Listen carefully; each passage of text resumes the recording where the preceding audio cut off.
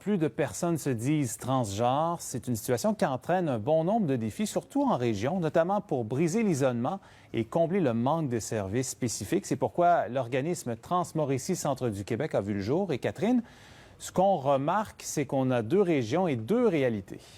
Oui, effectivement, on dénote plus de cas d'intimidation et de perte d'emploi en Mauricie qu'au centre du Québec.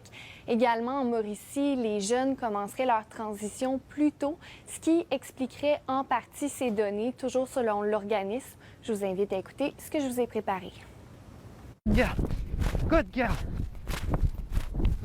Vicky Gauvin a commencé sa transition de genre il y a 1 an. La femme de Drummondville n'en pouvait plus de vivre sous une identité d'homme.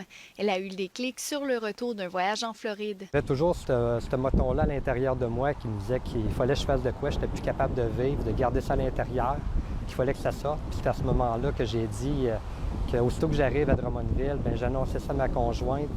Je mettais fin à ma relation, puis j'annonçais que j'étais une femme trans. Comme elle, au moins 160 personnes ont interpellé le nouvel organisme Transmauricie Centre du Québec pour de l'accompagnement ou pour réseauter. Mais avant, c'était plus compliqué pour les gens de la région.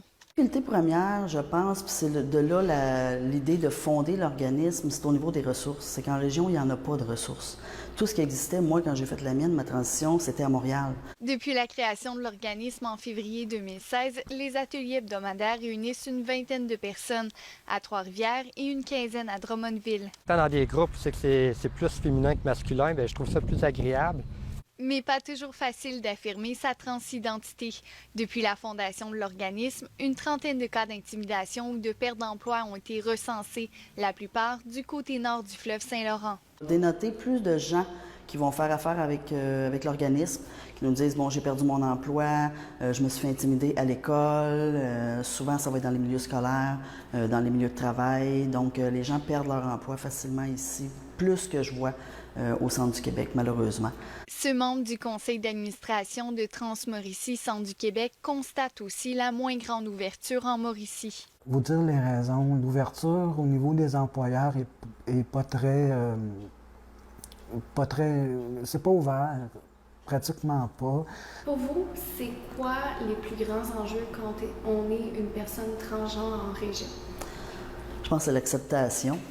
Pour nous, c'est ce qu'on veut le plus, c'est de passer comme n'importe qui passe. Ici Catherine Bouchard, Radio-Canada, Trois-Rivières.